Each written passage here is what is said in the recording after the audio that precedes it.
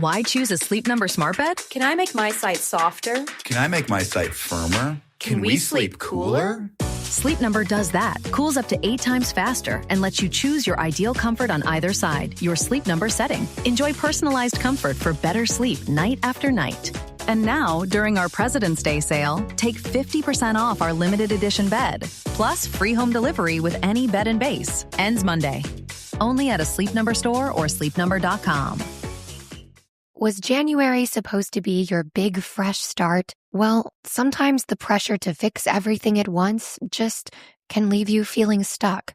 Grow Therapy makes it easier to reset at your own pace with therapy that's covered by insurance and built around your life. You can search by what matters, like insurance, specialty, identity, or availability, and get started in as little as 2 days. And if something comes up, you can cancel up to 24 hours in advance at no cost. Whatever challenges you're facing, Grow Therapy is here to help.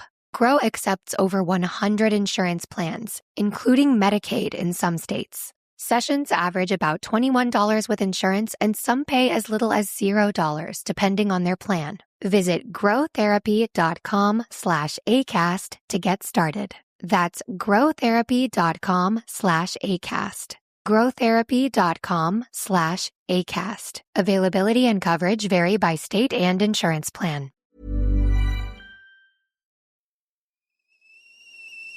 Oh, the kettle's boiled. Excellent timing. I'll just make myself a quick cuppa, take a deep breath and pretend I know exactly what I'm doing. Right, let's get started. Have you ever woken up on a Sunday morning with massive anxiety and said to yourself, I'm never drinking again, only to find yourself waving $50 at a barman by happy hour? Do you ever wonder why everyone else can stop at 1 while you end up at a dodgy after party holding hands with a weird bloke called Disco Dave? If so, it might be time to take a closer look at your reliable social crutch, alcohol. On this podcast, I investigate my own deeply dysfunctional dealings with booze and find out what it's really like navigating this alcohol-drenched world, one fizzy water at a time. I'm going to open up a shame shed of humiliating drinking stories to help you understand why waking up with one eyebrow missing and a kebab sticking out of your top pocket might actually be negatively impacting your health. So what happens when you put down those cheeky pints and finally let go of those rewarding mummy wines? I guess we're just going to have to wait and see. I'm Victoria Vanstone, and this is Sober Awkward.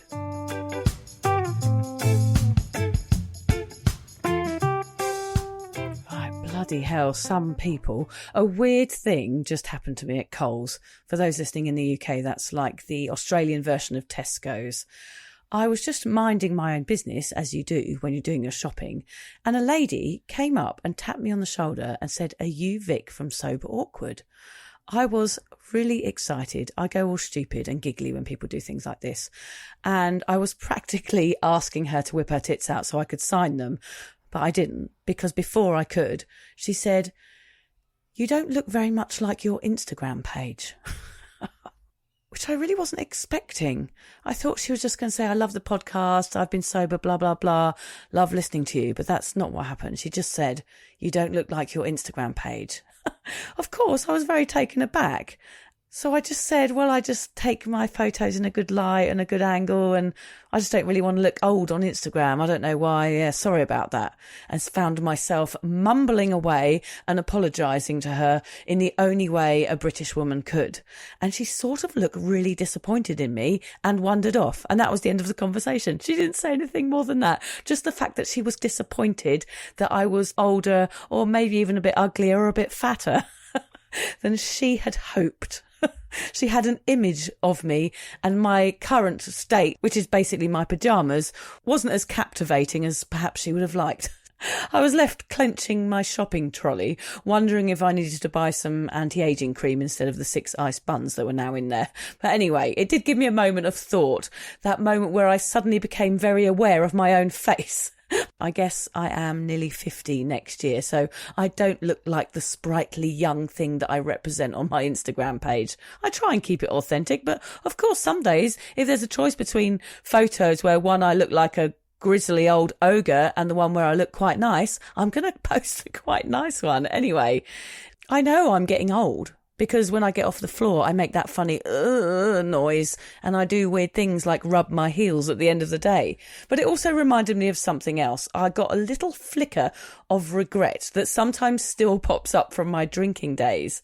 Not massive, dramatic regret, just a quiet thought of, what would I have looked like, or what would I look like now if I'd given up drinking earlier? It's not a sad thought, I guess. It's just a curious one, which always makes for a brilliant episode. I don't think I had a chance of hell of giving up booze in my 20s. Sobriety wasn't visible at all. I couldn't see anyone doing it, and drinking was just normal. It was the entire social infrastructure of my life during the sort of late 90s and the 2000s. Sobriety was never even presented as an option in those days. Things are actually changing. I know this because I just Googled it, and research now shows that younger generations, particularly Gen Z, are actually drinking less, starting later and consuming smaller amounts than I ever did, which is honestly wild. I grew up in the peak of a culture of intoxication. The 90s and early 2000s were basically sponsored by cheap vodka, Red Bull, and poor decision making. So today I wanted to talk to someone who realised early that alcohol was getting in their way. Because until very recently, giving up alcohol in your 20s felt completely impossible. Your 20s were the messy years, the blurry photo years, the gosh, I am such a liability years. Well, they were for me anyway. And when someone says, actually, I'm done, our generation's instinct was to panic slightly and ask if they're okay. But yet this is changing. More young people are questioning their drinking earlier, not because everything has imploded, but because they're noticing alcohol isn't really adding that much to their lives. And this is huge. It doesn't make them boring. It makes them really, really brave. So today I've managed to rope someone in. I'm talking to Sean. He's 28, 1 year sober, and his partner is 2, which frankly feels just incredible. He represents something I genuinely never thought I'd see while I was alive. I know I'm only 50, but I never thought I'd see this in the next 50 years. Someone choosing sobriety early, consciously, and without an apology. This episode isn't about regret. It's about curiosity, culture shifts, and what you gain when you stop earlier rather than later. Whether you're 23 and questioning, or 43 and wondering where all those years went, this conversation is a great one. Right, let's get into it.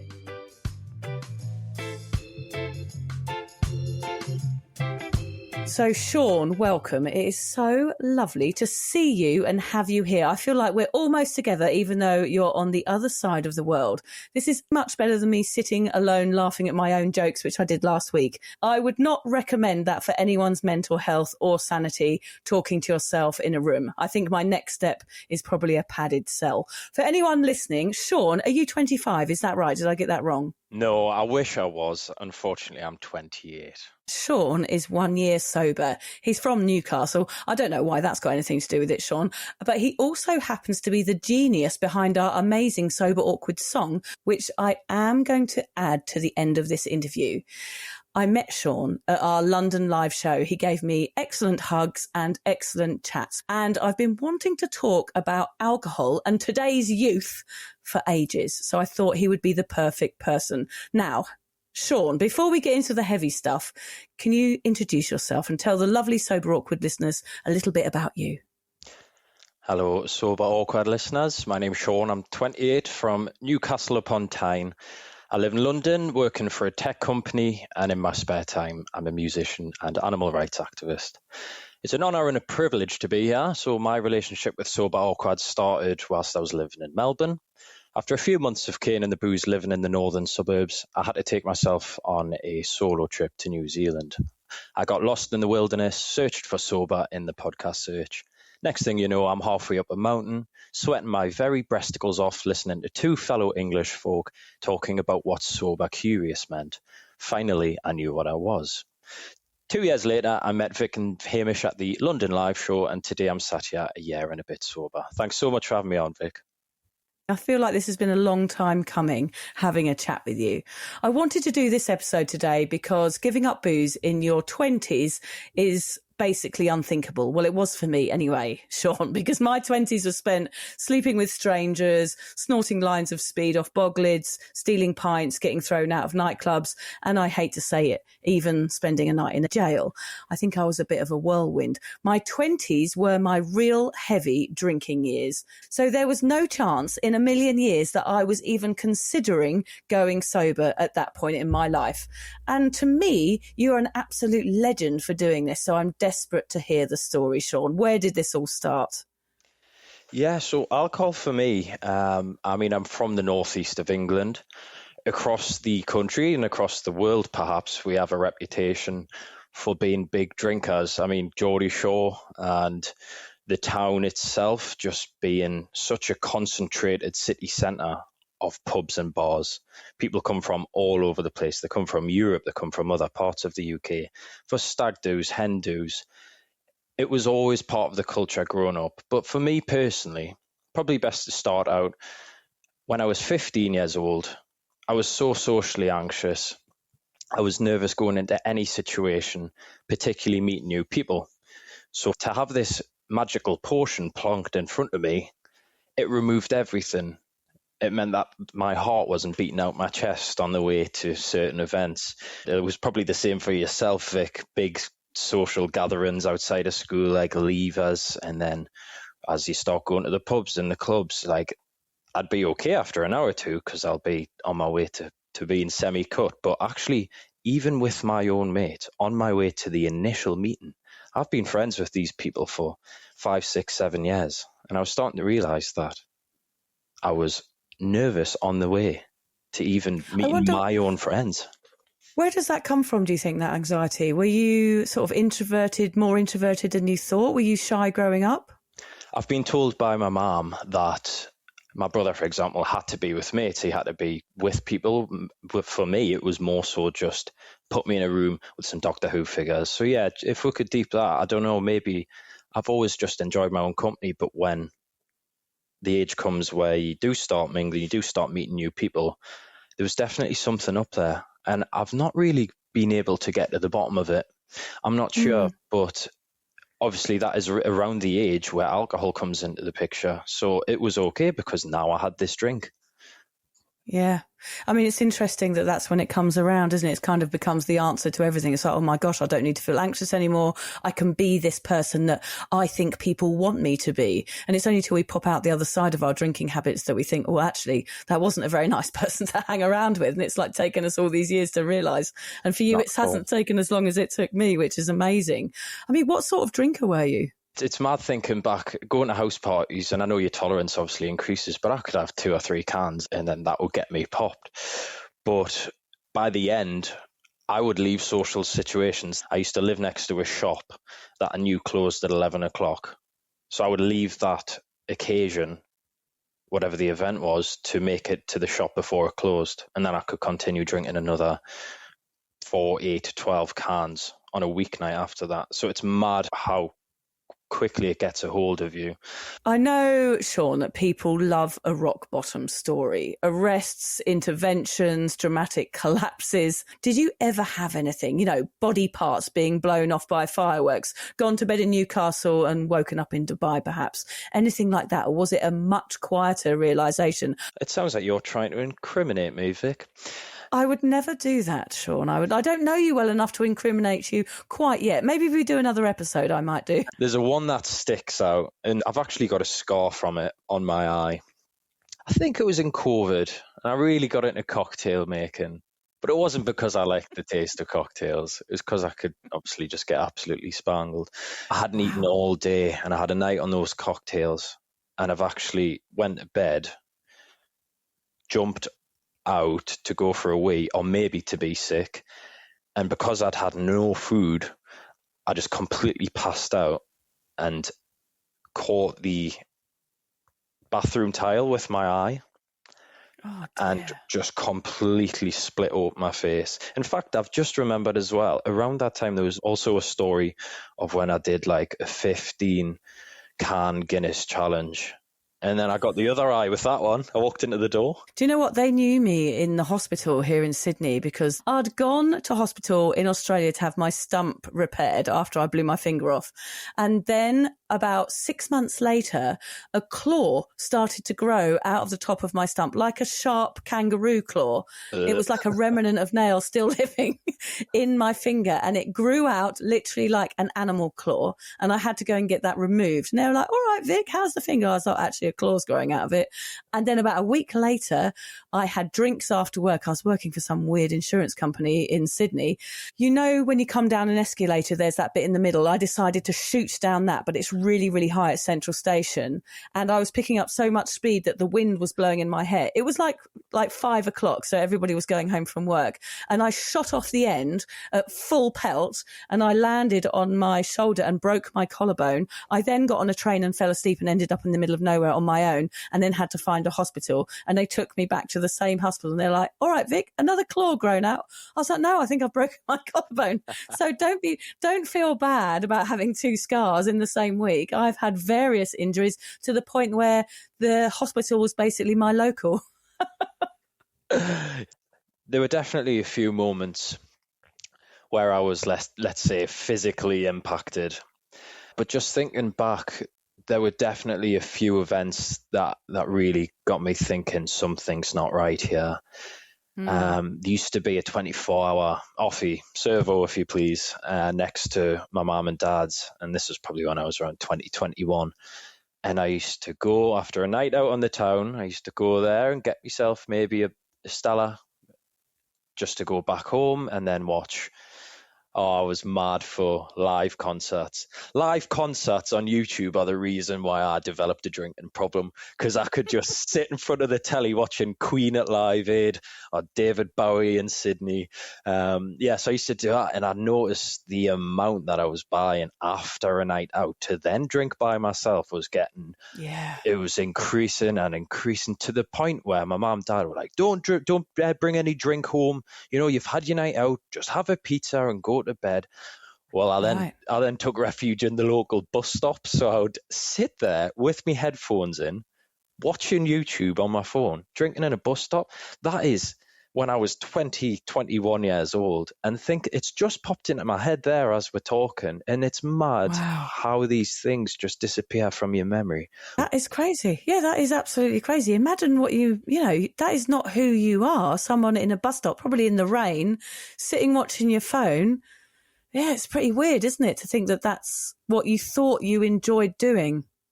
So that was like, middle territory. Initially it was innocent, then it became that sort of habit.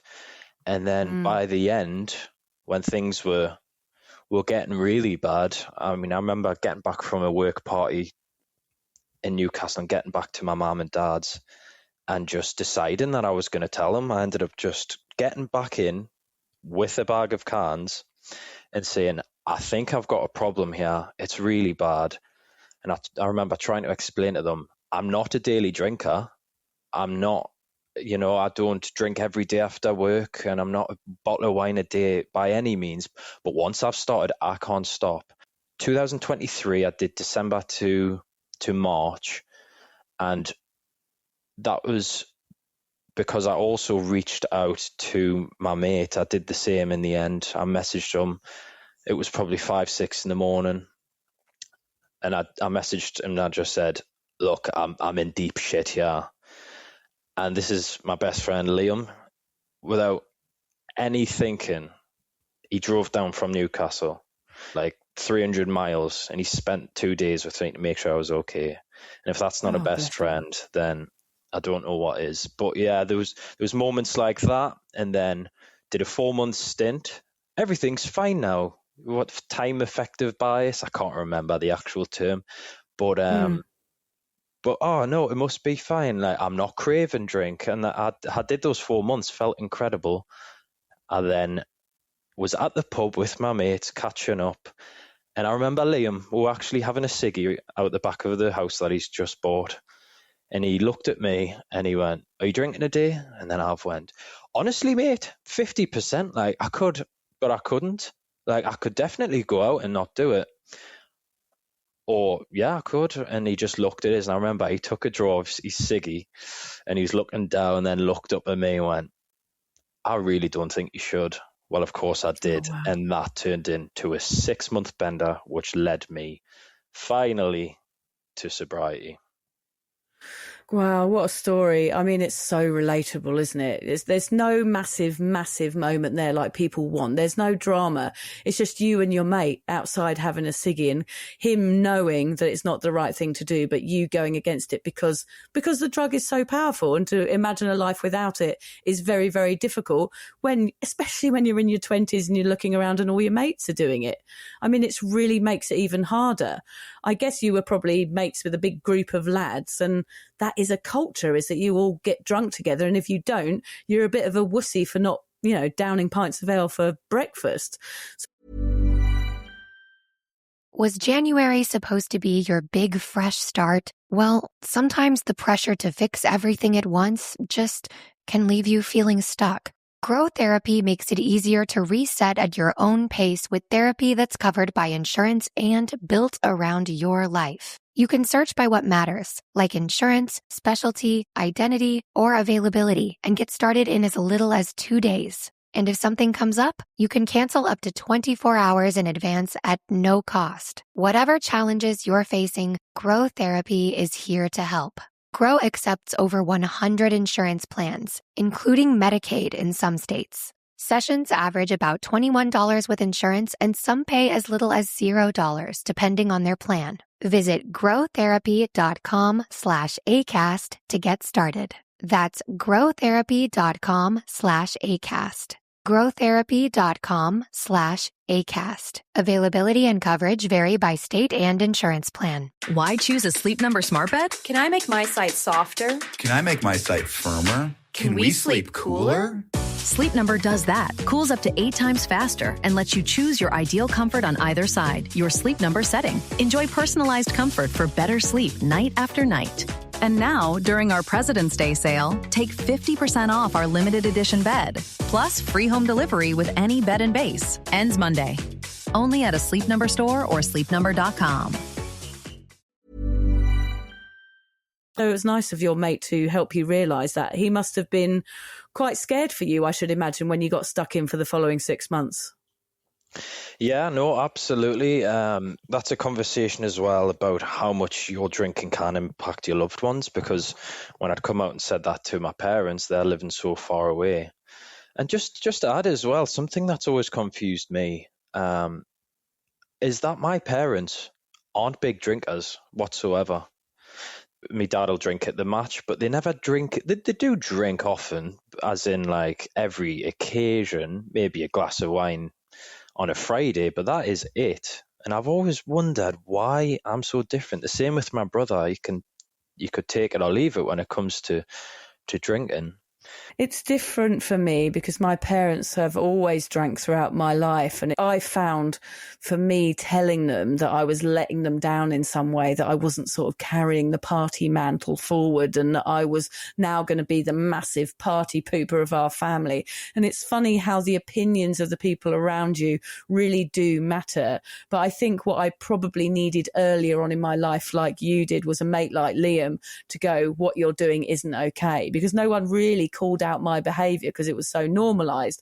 But if you've got someone there, whoever it is, a partner, a friend or someone in your family, to say, look, I'm worried about you, not telling you to stop or, giving you a lecture, but just saying, like your mate did, is like, are you all right? Like, is this working for you? And for you to be able to open up. I know you didn't, but eventually you did. And that is the importance of good mates, I reckon. Completely. And I think it would have been a lot harder for you when you were my age. God, sorry, I'm making you sound really old. No, I agree. No. Back in my day, I totally agree with you. I weren't sober people around. I had no one to look to. There wasn't even, social media. So I couldn't look for role models. I couldn't look for leaders. I couldn't look for anyone to give me a good impression of someone who was not drinking. I just know that you drink and that's what you have to do to socialise. I never, ever had the opportunity to look look outside of that. Whereas now, I know we are a different generation. Let's be fair. It's a fact. And your generation, even though you're only 20 years younger than me, has much more of an opportunity to reach out and go, okay, this is a thing. People do this, and perhaps it's not as bad as I thought it was going to be. Was your behavior, getting out of control? Were people starting to notice? People definitely started to notice, but the problem that I had was it was hidden. Because I would go to different after parties, I would become mates with people in the pub. I wanted to carry on, so I had to sort of latch onto a group and pretend to be friends with everybody, then go to the after party. If that didn't happen, my drinking was hidden, because if my mates were going home and there was nobody else staying out, I would then just go back and it was by myself, so it was, and how sad is that for anybody, but never mind somebody in your sort of mid-20s. It was hidden. It was out of sight. It wasn't visible. It wasn't like I was stood at the bar, shot, pint. Once I was home, whether it was when I was still living at home in Melbourne or in London, I always knew that I could just continue the party by myself. And that, perhaps, just thinking, links back to the whole thing about me always being able to enjoy my own company. I don't know. Yeah. Maybe there's something there. When it goes behind doors, I think that can be lethal. When no one's watching you and you can do what you want, there's this sense of freedom. Well, I can drink as much as I like and no one's there to see me. I certainly resonate with staying out longer than everyone else. I remember everyone in my 20s would go home and I'd be literally wandering the streets of Brighton on my own, looking for drugs and alcohol and an after party. And I remember knocking on people's doors. I didn't even know what's going on. If I heard music, I'd be inviting myself into strangers' houses. It's crazy the stuff we get up to. I mean, how were your hangovers? How were you the next day? Did you live in a world of regret, or was it more of a kind of hair of the dog situation? Increasingly became hair of the dog. I mean, generally the drinking became so scheduled. I just didn't have a Sunday, which is obviously the title of your book. But I didn't have Sundays in the end. I didn't make plans. I didn't bother, because I knew that if I was going out, I wasn't able to have a couple of pints like all my mates could. I remember even playing five-a-side on a Thursday. This was also an alarm bell. Play five-a-side, and there was a bar in the venue. And I would have a pint. And on the way home, the garage that I mentioned earlier, I'd only had one pint, and on the way home, I had to really fight with myself to not go to the garage and continue drinking. I just couldn't stop, honestly, Vic. It was like I just knew. So that then became the alcohol would control my life, because I wouldn't make plans the day after. There would be no point, because I knew I would cancel. And then hair of the dog increased massively. I remember when I first met my girlfriend, I woke up, I was in her flat and she nipped out for whatever reason, and I was lying there and it's making this gag thinking about it. It was It was a hot summer's day. This was, just to put you on the timeline, this was probably about 3 months before I stopped drinking. So let's say halfway through that 6 month bender I mentioned earlier. Yeah. And that was definitely when it was getting so much worse. And I just sat up, and the sun had been shining on this litre bottle of Desperados, and my head was just spinning. I felt like I was being punched, and I wanted to be sick. I had a drink of that, right? And then I ended up getting on it again for the rest of the day. And boom, straight back in. That's how bad it became, yeah. Yeah.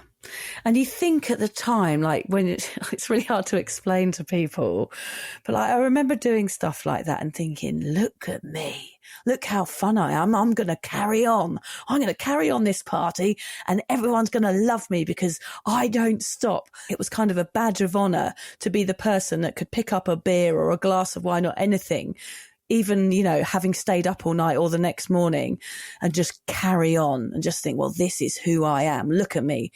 And it's so weird, because that is not who I am. And I do look back with a sense of shame over that, and grabbing a bottle of vodka the next morning. It didn't happen often because I wasn't really a daily drinker. But it was just well, this is who I am, so I've got to continue being who I am, because I never took the time to look outside of it. But I'm so interested. I could never have quit in my 20s. I know that for a fact. It's a shame, but I couldn't have done it if you'd paid me. So I'm really, really curious. How did you actually do it, Sean? So it began with a conversation with my girlfriend. We hadn't been together long at all.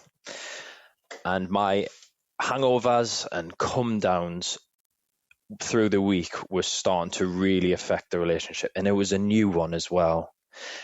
And Merrin said to me, my partner, she said, look, I love you, but I've also only known you for a few months. I do see a future with you, but this is so unsustainable. I can't do this anymore. I was given an ultimatum. I did continue drinking for a bit after that, but she did a month, which is really interesting thinking back. She did a month to prove that she's willing to do it for me, for us. Was that it? Was that the day you stopped? That was pretty much it. When I first stopped drinking, I would pack the fridge with alcohol-free beer, and every social occasion I'd go to, I'm going to drink as many alcohol-free beer as pints that you drink. Well, the next morning I'd feel just as bad as I would if I actually drank, because it dehydrates you. The alcohol, yeah. I would wake up and I'd drink no water, my mouth's dry, my head's killing. Eventually that sort of stops, but it really is like a weaning off process. Yeah. You have a sober hangover, I think. You have like a bit of PTSD from your drinking days that sort of leaks into your sober days, where you feel a bit more anxious because you're not really sure how to do this, and you're probably drinking, those sugary drinks and probably eating too much chocolate, which you haven't done before. So there's other things going on that you have to work out, which takes time. Exactly.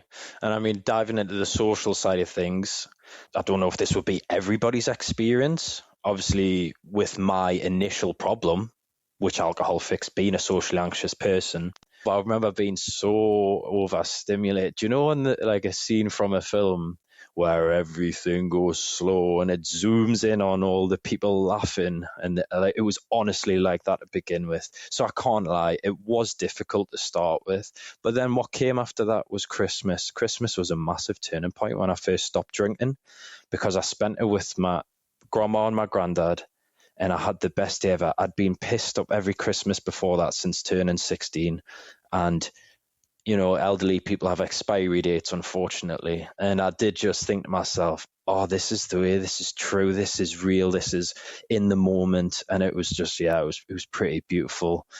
Not long after that, I had the first gig with my band. And it just so happened to take place about a month after I stopped drinking. Well, all the gigs I'd ever done, my jaw was swinging, and every time my bass part dropped out and I wasn't playing, there's videos of it, I'm just drinking. And it was the first time I'd ever been a frontman as well. So I'm dead center. I think there were about 60 people at that gig. So that's 120 eyes staring in my direction. And I just got on with it. And then the first wedding that I did as well, I remember Merrin was bridesmaid. So it was just me in the hotel room. And I don't know if you're noticing a pattern here, but I just default to being a vulnerable child, because I rang me mum. I said, Mum, I can't do it. And, everyone's going to be so drunk. It's going to be so overwhelming and triggering. And if you just find that inner confidence, you just remind yourself, I just love being in those situations and just thinking, you're going to feel like shit in the morning. You're going to feel like shit in the morning. And I'm not. So that gets through those sorts of situations. But the confidence just built, and it got to a point where I walked in to, I can't remember what event it was. It was quite a surreal moment. I remember just walking in, and almost as if I'd hit an imaginary door, and I walked into it head first, and I bounced back. And I had a realization that I wasn't nervous. And that came a few months after 10 years of relying on alcohol. Wow. It only took 3 or 4 months, and I was almost uncomfortable about how comfortable I felt, and it's been the same since. It's still getting Oh, I better. love it. Yeah. The overconfidence. Yeah, I don't think there's any such thing. Don't worry about that. I mean, I love the way you've expressed that there, because it is a real stepping stone, that socializing. And you've gone from, being in the pub, that amazing Christmas and really appreciating your grandparents, to then the gig and just being yourself and a wedding. It's just this build up over time. It's like you've got to keep going out. I know so many people who stay at home in early sobriety, and I did too. And that was actually a mistake. I should have got myself out there more, because it builds this wall of confidence where you end up by the end of it, like me and you now. I go out and I sit there and I own it and I just thoroughly enjoy myself. I probably leave a bit early, but that's okay. And you just come home with your head held high. I always say that that's the difference between drinking and sobriety, is that pride of you walking into a situation knowing that you're going to behave and knowing that you trust yourself and knowing that you have your own back. There is nothing better. Completely. I mean, to any listener who is still drinking, that was me. I implore you to listen to a podcast titled Sober Awkward. I mean, I was so well equipped, because I was still drinking when I first discovered the podcast, God, that would have been like 4 years ago now. So for almost 3 years, I had been listening to this podcast, which is centered around socializing it now, how to readjust your life and your new life and your new way of interacting with people. I was so well equipped. And yeah, anybody who is still drinking, you listen to the podcast, equip yourself, because I was so just ready to go. That is actually a massive part. I've got you, Hamish, and Lucy to thank for that, because it played such a big part. I was ready. Oh, it's so lovely to hear. It's amazing how many people our voices reach. It's just lovely to get that feedback, Sean. I prepared a stat for our conversation today. Ooh, stat. Oh, yeah, well done. Yeah, you're definitely a long-time listener. We love a good stat on Sober Awkward. So on drinkaware.co.uk, they reckon 49% of young adults are choosing no or low alcohol drinks. The use of alcohol-free drinks by risky drinkers has more than tripled since 2018, from 7% to 23%. I definitely think it's representative of how my age group views alcohol. They're starting to see it for what it really is. It drains your ambitions, your wallet, and it turns you into an irritating wanker, quite frankly. Honestly, Sean, no, I think you are still an irritating wanker, so no change there then. There's a push for people being more true to themselves. Of course, there's a lot more paranoia involved with, smartphones and cameras. Back in my mum and dad's era, for example, they probably didn't speak to their mates for days after a heavy night out. Like if someone shat themselves on the dance floor, it would take 3 days via carrier pigeon for the word to get round. Nobody knew, but luckily everybody else that I hung out with was also in a blackout, so you didn't have any of these repercussions of people showing you on a phone what you did the next day. Frightening. Exactly. In the age of constant texting, there's now an underlying fear of an incredibly embarrassing thing that you've done being thrown at the group chat like a goat into crocodile infested water. Yeah. It's positive in the sense that there's now the push for wellness. It's all playing a part. If I want to perform and look my best, why would I consume something that will completely take me off focus and make me feel like shit when I've worked so hard? So there's definitely a lot of positives involved. Yeah, and you're a year sober now, and I know that your partner had a lot to do with that. And I did an episode last week with my husband, John, talking about what it's like being in a relationship with someone that is fully there for you and fully understands, and how difficult that is if you don't have that person. I know Merrin played a huge role in your sobriety. Can you tell me a bit about that? Oh, just undeniable. She's just an absolute rock. Yeah. Oh my God, I'm getting all emotional. But I'm so lucky. I don't know if I would have been able to do this without her for sure. She recognized the terrible drinking habits that I had. So yeah, I am really lucky, and it completely links to the conversation you and John had last week for sure. Everything's better in our relationship. Everything. We live such, I hate the word wholesome, but I've got the point where I don't have an alternative word for it. But everything is just so wholesome. She's smashing it more than me, though. I do have to say that. But generally, relationship wise, we just have so much more money as well to do the fun things and the things that we remember, just remembering every beautiful moment in life. And that is the wankiest thing I've ever said. No, it's true though. I know, and I hate talking like that. I just sound like a tosser, but I do totally agree with you. And it is not in my character to be woo woo and like wholesome and those words that come out when you're sober. But the appreciation for the small things, I will say that. Just sitting, like today, I sat in the garden on a chair with a cup of tea and it was really quiet. And I'm starting to really appreciate quietness. It is mad. Which I know is such a simple, pathetic thing almost, but just a moment of peace and appreciating it. And the wind was in the trees, and they've got some lovely palm trees near my house. Actually, I ended up getting really burnt, and I now feel like I'm going to have hallucinations. It's not like sitting in the sun in Clacton or something in England here. If you sit in the sun for 5 minutes, you basically turn your whole body red like a tomato and end up in a hospital for the night. I'm slightly delirious. I mean, the thing is about sobriety, every morning I wake up and the birds are singing a soulful tune. I do a big yawn, look in the mirror, and my reflection tells me how handsome I am. I'm joking. It's not like that. Life still throws shit at you, but I'm ready. I'm able to deal with it. Clear mornings, nothing beats it. You've got emotional stability, financial, you've got a reliable memory, self-respect, and I've just got accountability for everything. And just the trust in myself to make the right decision in every situation. Nothing beats that. Oh, yeah, that is so true. You are proof that sobriety in your 20s isn't a tragedy. It's actually an option. If you're listening and thinking it's too early, it's not. If you're listening and thinking it's too late, it's not either. You don't have to be old or young. You can just go sober whenever you like. And it's a lovely boat to be on, isn't it, Sean? I'd go as far as saying it is the best boat to be on. Right. I guess because you're from Newcastle that you all eat chips and gravy for dinner. Is that right?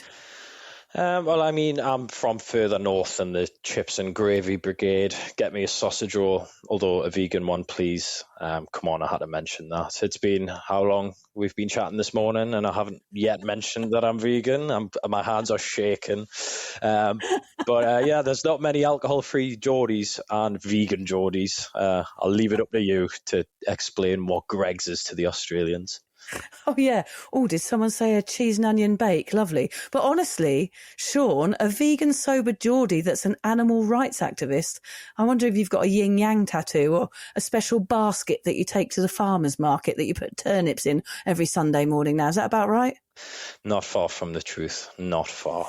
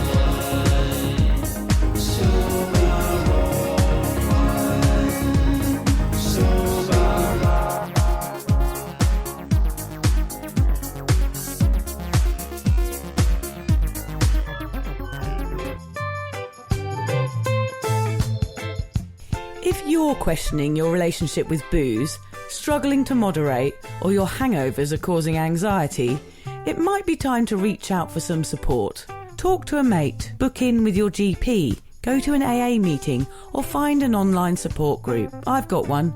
Just head to cuppa.community. For more resources, head to soberawkward.com, where you'll find details of our amazing Thailand sober holidays, the 30-day sobriety guide, books, blogs, writing courses, and loads more. I know this sobriety thingy-majig can feel uncomfortable at first, but there is help out there. Find your community, connect, and start to feel the awkward and do it anyway.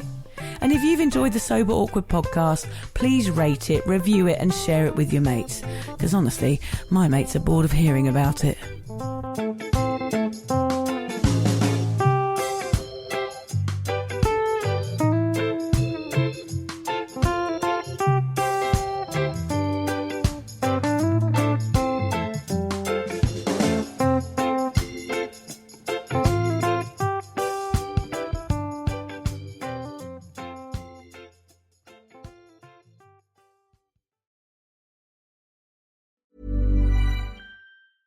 Why choose a Sleep Number smart bed? Can I make my site softer? Can I make my site firmer? Can we sleep cooler?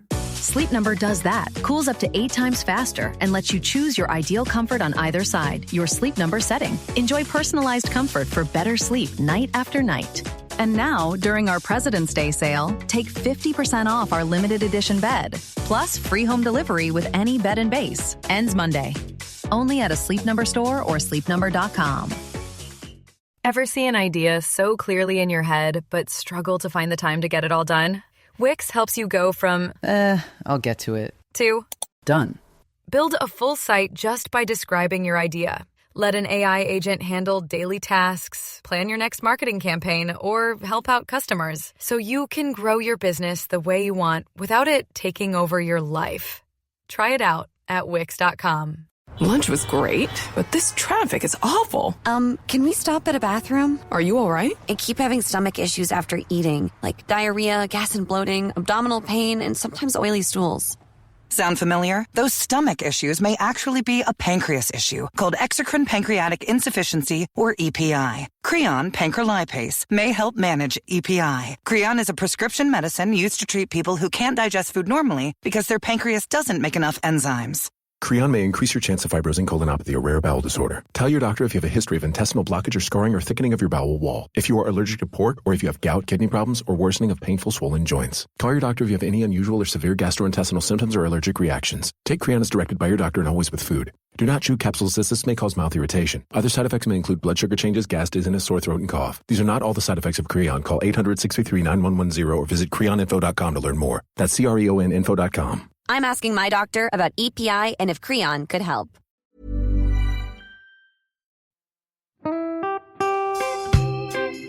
So, as you probably know, my comedy memoir, 1,000 Wasted Sundays, is officially out. All my magnificent fuck-uppery in one awkward hit. If you'd like to get your hands on a copy, it's now available from all good bookstores. We always say all good bookstores, don't we? Yeah. Are there bad bookstores? No, it's probably ones with moody sellers. Oh yeah, really depressed librarian folk. Yes, okay, good. So there are probably some, but we're only storing it in the good ones. It's only made it into the goodies. You can also get it from all good online retailers. The print version and ebook are out now, and the audiobook will be available in March. I've been writing my memoir for 5 years. It will make you laugh, cry and cringe, and hopefully inspire a few people to reconsider their relationship with booze. If you love the podcast, then I think you'll love the book, even if I do say so myself. Hamish has read it. What did you think? I feel like I know a little bit too much about you now, to be honest, Vic. Look, I really loved it. It was hilarious and surprisingly moving, but I feel like I've seen you naked in a literary sense. Yeah. Does that make sense? Yeah, that's worrying. Yeah. From an emotional point of view, seriously, it wobbled my teeny weeny wooden heart, Vic. Okay. My teeny little wooden heart. Well, his wooden heart is broken. Anyway, so if you do manage to get your filthy mitts on a copy, please do me a favour and head to goodreads.com and give me a review. Doing that will help me get it out there to those that need a bit of sober support. So there you have it. My story, unwanted warts and all. Come and get awkward with me. Not to be too demanding or anything, but seriously, go and buy it now. Yeah, go and buy it right now. Yeah, don't just tell your friends, buy it, and then buy your friends one or two. Yeah, don't give them a copy, buy it. Yeah. And you know what? Don't be careful where you store it. If you lose it, you can always buy another 5. Yeah, buy another one. Yeah.